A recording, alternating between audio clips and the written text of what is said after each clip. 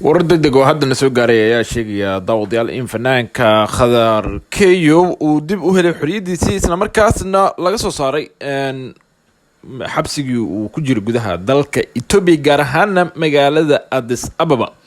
fanaanka ayaana muddo 2 isbuuc waxa uu ku xirnaa xabsi ku dhex yaala gudaha magaaladaasi Addis Ababa xilli laga qabtay garoonka magaaladaasi.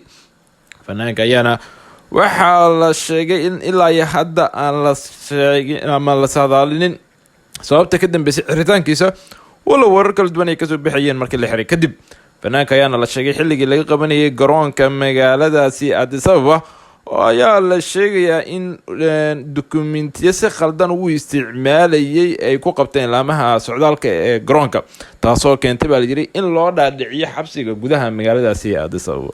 fanaanka Khadar Keyo ah fanaan Soomaaliyeed isla markaasna muddooyinkii ugu dambeysay ah fanaaniinta sida aadka u soo shacbahay kuna noolaa gudaha magaalada Muqdisho ayaa waxa uu kamid ahaa fanaaniinta heesaha kuwa jaceylka wadaniga iyo waliba kuwa kaleba qaado. waxa uu kamid ahaa fanaaniinta da'yarta ah ee aadka looga jecel yahay guud ahaan Soomaaliya.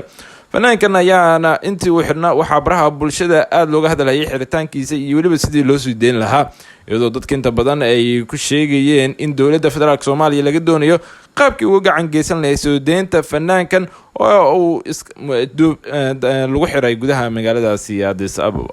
fanaanka Khadar Keyo ayaana in badan waxa uu socdaalo ku maraa dalalka geeska Afrika ee kamid tahay Itoobiya, Kenya, Djibouti iyo waliba sidoo kale dalalka kale ee Turkiga iyo waliba isagoo showyo ku kala qabtay dalkaasi Malaysia, Turkiga, Emiraadka iyo waliba magaalooyinka kale ee Nairobi iyo Itoobiya. waxa uu fanaanka la sheegay sidoo kale in qaar kamid ah qoyskiisa oo deganaa magaalada Addis Ababa uu socday xilliga laga qabanayay garoonka magaaladaasi Addis Ababa.